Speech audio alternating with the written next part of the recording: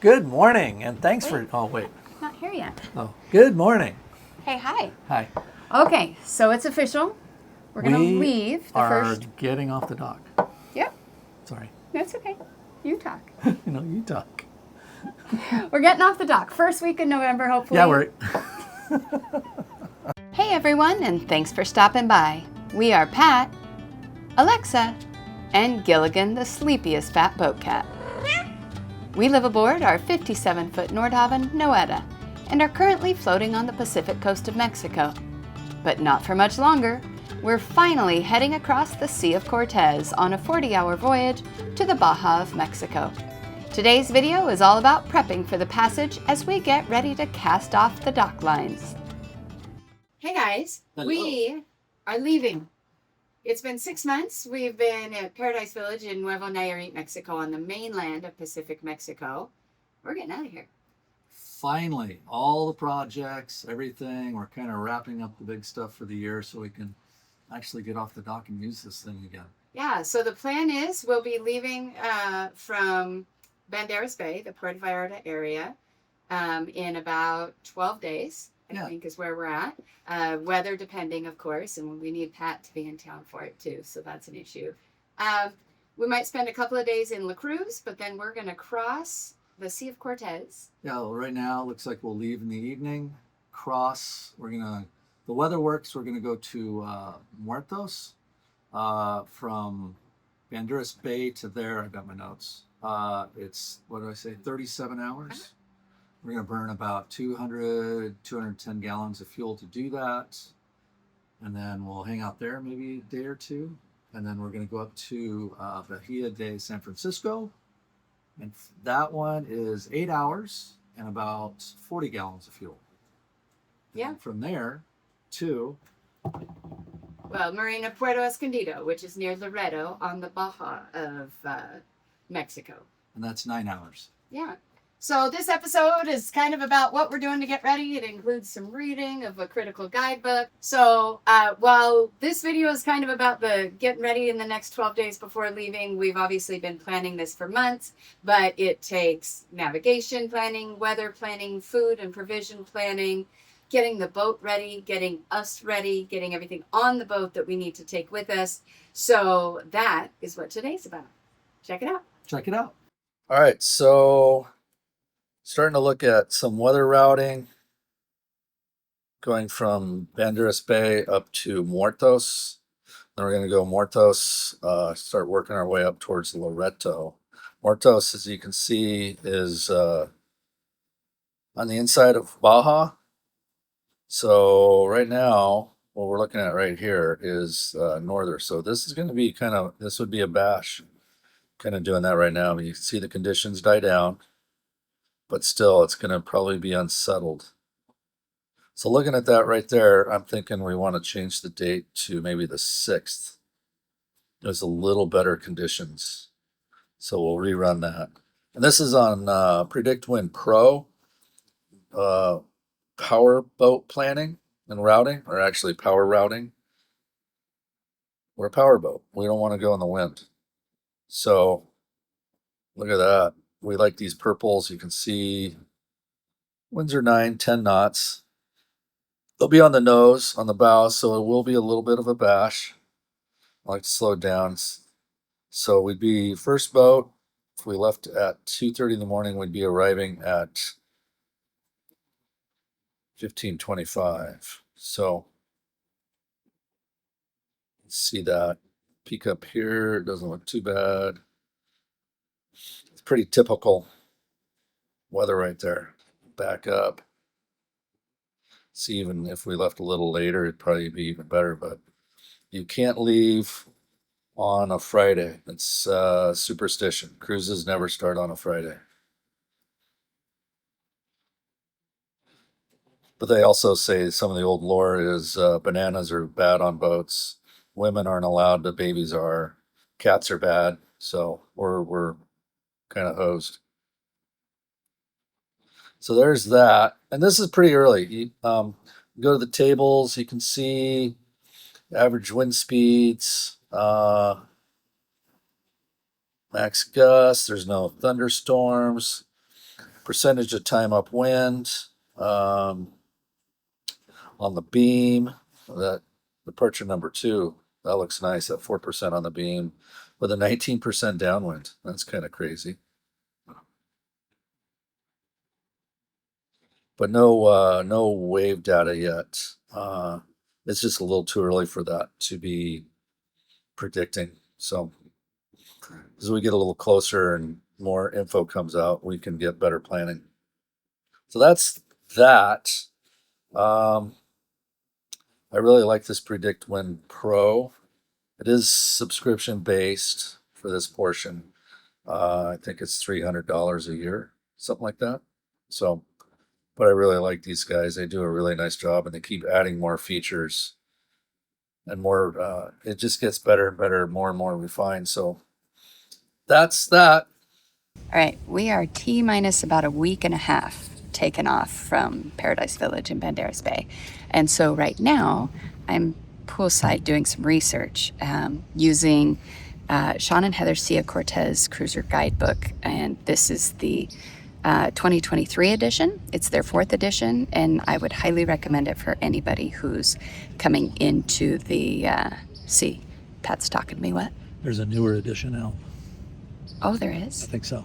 Okay, well, I'll put it right here on the screen if there is. I know this is the 2nd printing of the 4th edition, the one that we have, but either way, here, I'll show you some of it. Hold on. Pat's helping with research. Either way, we've got our little sticky notes in here so we know where we're headed, but it's really great. It's got distances to places. It has all the tips and tricks for anchoring, how to enter and avoid shoaling, lots of photos for reference. And then as you kind of get into towns, it's got channels that you want to call port captains on, and things happening in towns, things you want to go see. So great guidebook. I would say it's a must-have if you're coming into the Sea of Cortez. They also have one for Pacific Mexico and Baja, right? This is Baja. This and is- then there's the mainland Mexico. Yes. They also do one for the Puget Sound. Oh, yeah. Which would also be great, I'm sure. Anyway, so this is where we're doing our research, just getting all the stories and making plans and deciding where we want to go first. So many places to go. Studying. All right, first provisioning trip. So stuff like the basics we don't want to run out of, the toilet paper, the cat food, the cat litter, wine, mezcal. I'll go do a Costco trip too, but this is just kind of the basics that we'll have about a month without a big grocery store. Sorry, rounding corners. So without a big grocery store, I want to make sure I get those kind of things. The fresh produce and the meats and stuff we'll be able to get along the way, but the grocery store stuff is what we're getting now. All right, today's to-do list item is to get our fishing licenses. These are annual licenses that you have to have in Mexico if you have any fishing gear on a boat, which we do. The law states anybody over 14 years old on the boat that has fishing gear has to have a license if you're within 12 nautical miles of shore, which we will be. You don't need the license if you're onshore fishing, but if you're on a boat, you do. So that's what I'm going to get. You can buy them online and we can get them good for a year. You can also get it for a day, a week, or a month. But the Baja California government website sells them. 941 pesos for a year, which around $50 for a year per person. So I'm going to get our licenses and then I'll put them in our ship's binder so that we have them if we're ever asked for them, which sometimes they do ask for them. So it's important that we get them. All right, just dropped Patrick at the airport.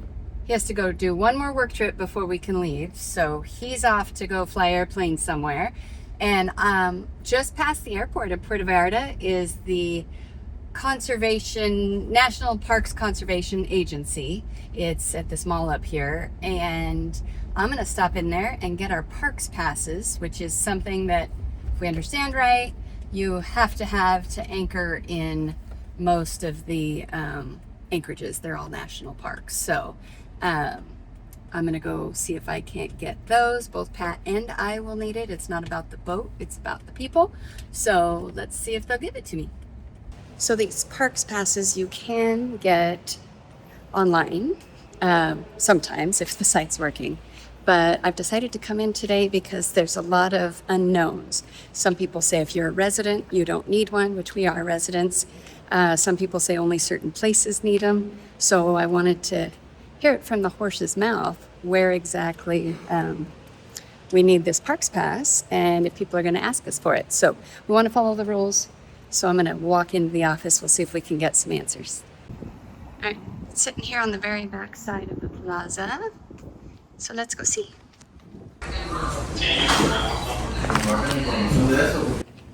All right, so I kind of got my parks pass. I got a really long web address to go get it online. They used to sell them here at the office and you got a little plastic card, and that is just not the case anymore. You just get a digital one. So it said go online, pay online, and then it's a lot easier. But it is interesting. Everybody needs them for all national parks, unless you're over 62. I guess I'm not there yet, so I guess I'm gonna buy one for me and for Pat. But so I'll go home and we'll get our parks passes now. Okay, so now I'm online. I'm getting those parks passes. I'll put the links to both the parks pass and the fishing license in the description. So those of you coming down to Mexico, they'll be in the description for you. Had to make an account, and then once you make an account, super easy, put in the information. You do need to upload a picture that's pretty small in size, so I took a screenshot of a picture and then shrunk it down a little more. So they do put your picture on what they call the parks passport, and then you just enter your credit card information and you're set. So I'm not going to show that part, but give me about 2 minutes and I should have a parks pass. Look at that. Says success. Says I can go download them here. All right. That would be Patricio. And then I've got mine. So I will print those out. Shows me where to cut them and what to do with them. And it's good until October 28th of next year. So we can go to all the parks. It was 7,000, what was it? 7,600 pesos. So $360 or so. But it's all for the parks and the wildlife and conservation, so at least it's a good cause. All right, we have a parks passport. We'll keep that in our ship's binder. That one's mine. I'll print Pat's. For those of you wanting to cruise, especially multi-countries, strongly recommend having a printer on board. We've, especially one with a scanner bed. A lot of places need scanned documents, and they don't even like the scanners on phones. They want it on a bed, and that happens here in Mexico a few times. But we like the ones that have tanks over here. We've tried cartridges. They just tend to dry out really fast. But this is the Eco Tank. I know HP has one also, but you just fill these tanks with liquid as needed. And we've hardly had to refill this, but you do often need printers for legal documents, port captain things, for your own use. But the 3 printers we've been through, this has been the best one for us. It's the EcoTake 2803. Costco sells it, I think. But anyway, just a side note. And now I'm going to print Pat's. Okay, got my parks passes, cut them out. This is left over from my teaching days, but it's been surprisingly useful on the boat. It's just a laminator. I wouldn't necessarily put it on the tools that is a must-have, but gosh, it's been nice. We've laminated checklists, cards that we've gotten that we need to keep. Mexico and officials love things that look official. Like we also have a boat stamp that you can stamp on things to look official. But definitely don't have to do this, but it also means I'm less likely to lose it because it's not just another slip of paper rolling around on the boat. We may never need it. It may be one of those things nobody ever asks to see them, and I'll be really disappointed because ours look really nice. But I'll have them. We've done the right thing. Laminator, not necessary, but it's come in handy a number of times. Anyway, one more thing off our list. All right, looking at some weather planning here, Predict Wind Pro. So I got powerboat routing. So we're a powerboat.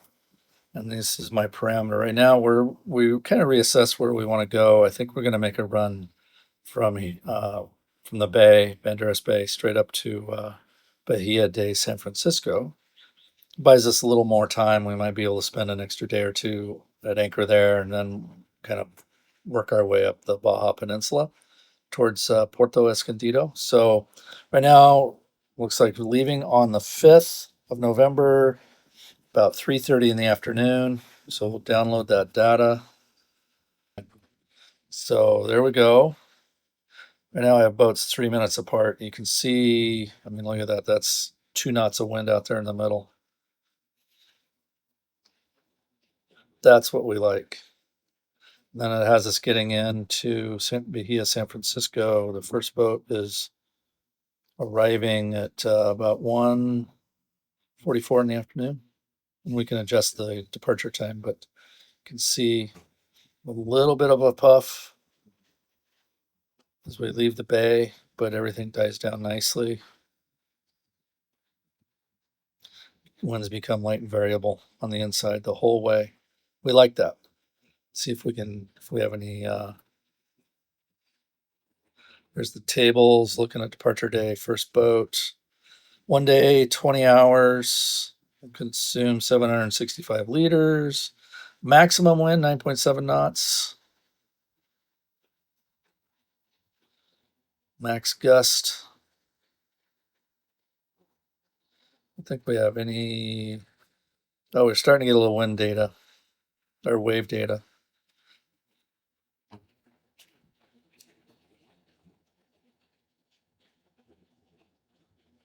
You can see there's our starting to get more and more as data as we get closer. So we like the waves, less than 1 meter, less than 3 feet, and that's probably just swell, more than likely, because it is more exposed and more the Pacific Ocean than it is the Sea of Cortez. So what I'd like to see is there's nothing greater than 1 meter, but we still have quite a bit of missing wave data. So another day or two, that stuff will start to come in more and more. But looking at the map, that looks really, really nice. We like that. And it's not uncommon on the outside just to have more Pacific weather like that. So down in the southern part, south of Baja, you get into a wind shadow. So that's to our favor. And then slide on up into the Baja. All right, so today's checklist item, there's so many things on the checklist, but today's is just a checkup in our ditch kit. So this is our ditch kit, which is a bag that you would grab in an emergency if you're leaving the boat.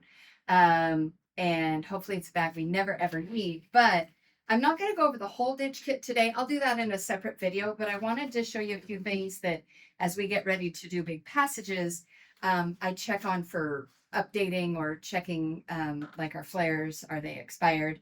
When we bought this boat, it had flares from 20 years ago. We did get rid of some of those because we read from the Coast Guard that those can actually be dangerous. We kept some that were expired within the last few years, but there was bags of old flares. But the first thing I would check is our documentation. I keep it in a bag. It's got our passport photos, our Mexican resident photos, and our Coast Guard doc. I think now that I'm looking at it, I want to add our tip, our import paperwork, because we're still cruising in Mexico. My passport is expired, so I need a new one in there. And I would probably also add our insurance in here. And then anything else that you think is, whether it's your driver's license, social security cards, photocopies, keep them in a Ziploc bag. So those I'll need to update. Those are some expired flares, but not too long ago, so that's okay. But in addition to flares, what we have now is these battery-operated flares. So what I am going to check is there's fresh batteries in here in a waterproof box. I'm going to check the expiration date on those, and then I'll test this one. You should know how to use everything in your ditch kit. I know how to use the orange one, but it can't be that hard. I'm going to test it. And then we also have a solar charger, which is kind of changing how ditch kits look than they did in the olden days. Because now, if you can communicate with somebody, then you can get rescued a lot quicker. So we do have all sorts of solar chargers, things that would charge the phones if we're close to shore, and then along with all the classic stuff. So I'm going to check that. Wow, these have been in here for a year. They're little solar chargers, and they still are holding a charge, which is nice. The only other things I'm going to check for consumable dates, keep seasick meds in here. Those are a year old at least, so I'm going to replace those. Apparently he had this because I do keep cat food in here. Yeah, those expired. So we're going to get some new cat food in here. And then EPIRB, I'll check on that. That's in our ditch kit. Make sure that it's all up to date and activated as necessary. The rest of this is all just kind of, plastic, dry bags and flags and mirrors and all those kind of things. But these are the things that I need to take care of today and make sure everything's up to date. Future date, I'll go through everything that's in here, but that's not what today's video is for. It's just about, every once in a while, check your ditch kit. Make sure that it has what you need in it. So, apparently Gilligan's going to help. Thanks, Kitty. Oh, wait, sorry. Closing that just reminded me. We also keep a list in here of other things we would grab in the event that we don't have to get off the boat in 2 minutes, but maybe we have an hour or 2 hours, or we're slowly taking on water. What would we want to gather? And so there are other things on the boat. We'd want our laptop. We'd want to get more food. We'd want to get all of our cash and wallets, sunscreen. Actually, I should probably put sunscreen in here.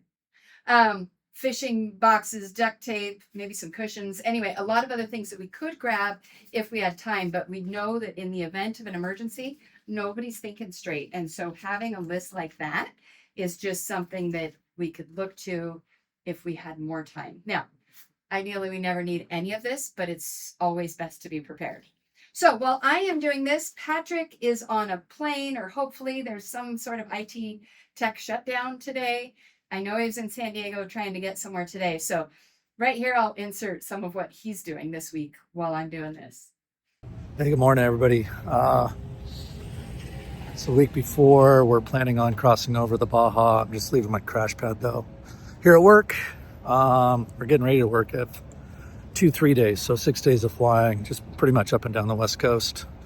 Today, actually, I do a Puerto Vallarta turn down to PV, then up to Portland where I lay over, and then tomorrow I end up in Seattle. So it's kind of starting to walk. All right, here we are. I'm in the plane, getting ready to go to Puerto Vallarta. Another great view. Sitting up here, kind of getting the jet ready to go. Just putting all the flight plan stuff in now. Winds aloft. Arrival runway. In fact, here you can see the winds are available. So that's how you do it. Data, load the winds, propagates everything. Just look at them. See when they're big and highlighted like that, that means they're in there. Execute it. We have descent winds.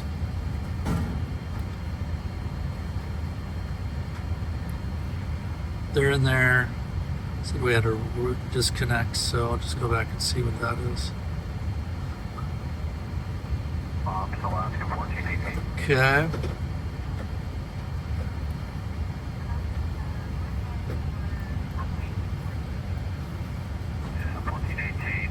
Change some speeds.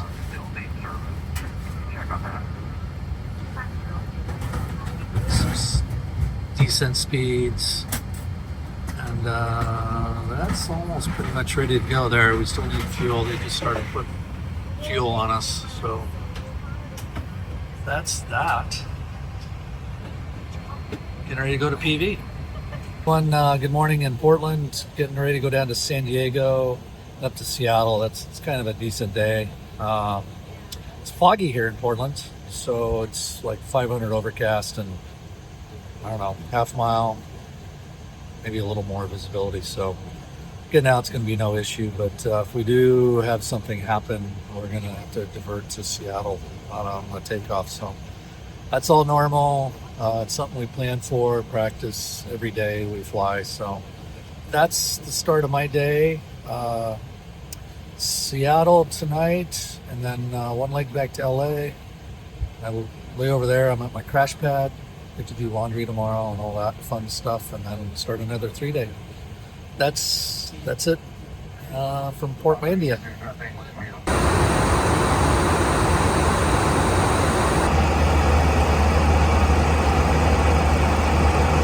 Okay, well, I know Pat would much rather be here than there, but he'll be here soon enough, and then we can get out of here.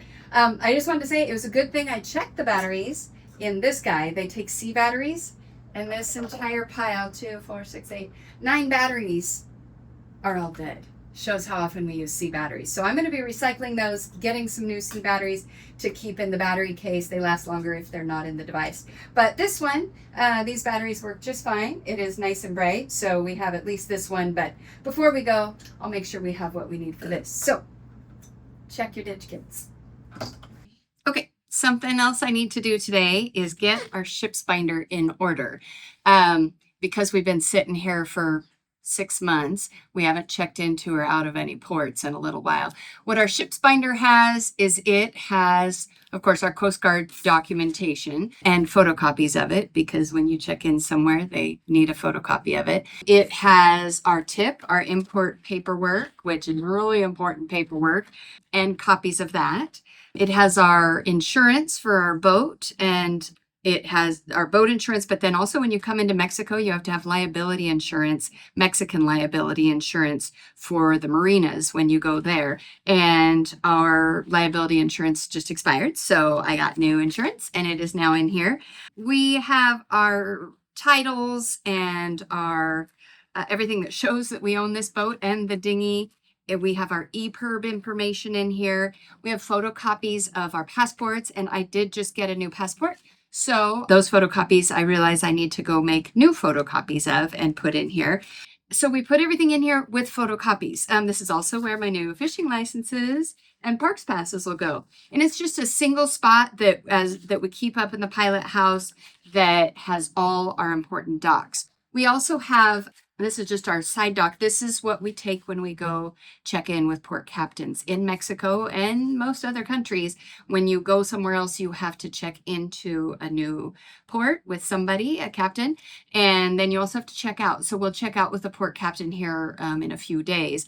But this is just kind of my single go-to. I keep a photocopy of everything in here, and usually everything they need is in here. But I also take this with me when I go check out, just in case, because everybody might want something a little bit different. One other thing we keep in the front pocket of this binder is the check-in and check-out papers from every port we've ever been to. So, and I keep them in order, so I can go back and say, okay, we entered Ensenada. I can see what day we did that. We left Ensenada, we got to La Cruz, then we got to Nuevo Vallarta. Mexico loves their paperwork, and I found that having these helped with my my import paperwork a little bit, just being able to show a history of where the boat's been. So while I may not need them, it's a really great idea to hold on to all of those if you cruise to other countries. So that's the other thing that's in here. So I'm getting this in order. I'm getting out the old stuff, putting in the new stuff so that we are ready to check out Friday. And then when we get to Marina Puerto Escondido, go check back in. So that's pretty boring to watch, so you don't have to watch that. All right, so this is TZI boat. The basis of our navigation on our boat is time zero. That's what Furuno uses. We have a PC to a monitor, and it uses time zero. And this is their TZI boat. It's an app on my iPad. So I'm sitting in Seattle right now, and I can create a route. So I'll go there, say create new route, and then I can just start dropping pins. It'll do an assist where it'll automatically draw it. And that works for the most part, but there's a few spots where I want to be able to go through here, because right in this area, that's a channel that we can go through. We can cut through there. Normally, there's a lot of rocks and stuff. We don't want to do that. So then we'll go up here. These are the Tres Marias. So we want to be about We've got to be about 10 miles off of these. It's a Navy requirement. And there's used to be a prison on this big island right here, but it's since been closed, and now they're turning it into a wildlife park, which is cool. But fortunately, you can't go there, or only on a private boat or on a charter boat. So we're gonna go up here. This is a cool little bay, and it's very photo. I mean, it's just beautiful. White sand beaches. You can see the bottom. So there, I drew initial course to it. Now I'm just gonna pan back, make sure we're not cutting across islands or anything. You can do the auto route. See right there. Boom. So we're gonna create a waypoint, and we're just gonna move it up here because I know that's safe water. This island here is also called Jacques Cousteau Island. Those of you like my age, Gen X and older, you remember all the Jacques Cousteau TV shows, and they were all filmed in the Sea of Cortez. So it's pretty cool.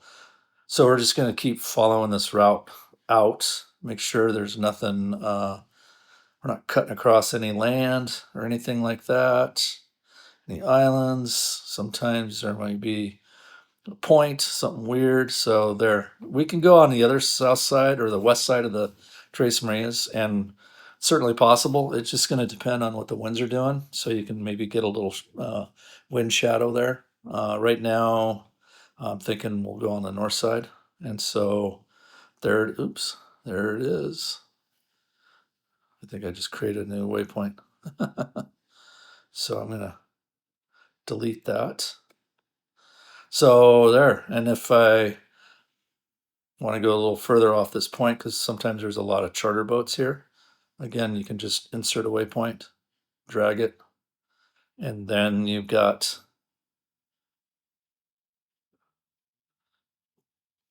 a nice little track. And now what I like about this is this will then, when I turn on the boat, the Furuno gear, this will appear. This will save to a cloud, and then when I turn on the boat, it automatically syncs, and I can click on this route, and away I go. I do a lot of the route planning actually on the road like this, sitting in a hotel, when I have a lot of time to kind of sit here and just kind of look at it. So, and these two waypoints here, the star on both ends, are in the Sean and Heather guidebooks. They are that's kind of the guidebook for being down in Mexico. So if you haven't got those, they have one for the Baja and one for the mainland Mexico. They also have some for like the Puget Sound and I think the Gulf Islands up in Canada, but we use it down here. So that's route planning, quick and dirty. So awesome. Thanks for watching. Part of prepping to go is getting my entertainment, so I'm heading over to the book exchange here at the marina so I can exchange a book and get a few books for the passage. Hola, buenos días. Permiso. Voy a cambiar un libro. Oh, lo siento. All right, we're just gonna put this back. This one's also got DVDs, but we don't have a DVD player anymore. Oh, I read that already. Want to go lobster diving in California? Down here we have boat books, clearly. Charlie's Charts, Captain Holly, great book, but we're not in Southern California. And an almanac, but no, I don't think so. All right, guys, if you haven't read this book, it is spectacular. It's a nonfiction, but it reads like fiction. Anyway, great book, especially since those are waters we want to cruise one day. All right, picked up a variety of books, got a little bit of everything. I will also be getting a bunch of audiobooks. I do like to listen to audiobooks underway. I'm thinking I should probably start listening to some Steinbeck, since he spent a great deal of time in the Sea of Cortez. So I'm gonna go get some audiobooks and download them. Okay, We are a week out for leaving, and so I'm going to start provisioning. But these are things that are going to go in the freezer, and so we like when we're crossing to have some just ready to go, heat up, whether on the stovetop or microwave, depending on power. Kind of single dish meals. Pat's favorite is red beans and Cajun rice with Italian or with sausage. I like a stroganoff. I'll also be making a chili. Make a bunch of breakfast kind of Tupperwares where we can just pull one out for a single person breakfast, because breakfast tends to be during a shift change at 5 in the morning, and it'll have the eggs and bacon and hash browns and all of that.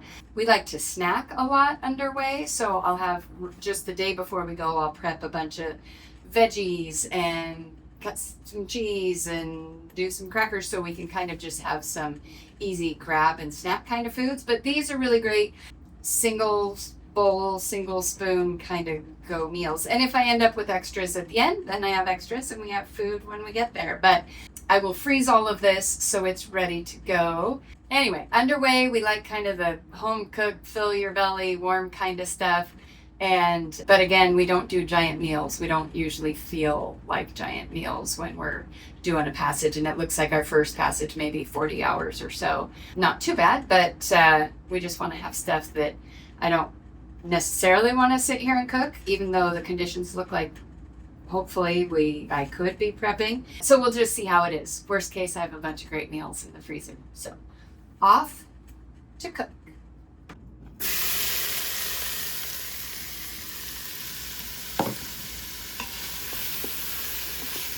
Called the Holy Trinity: peppers, onion, and celery.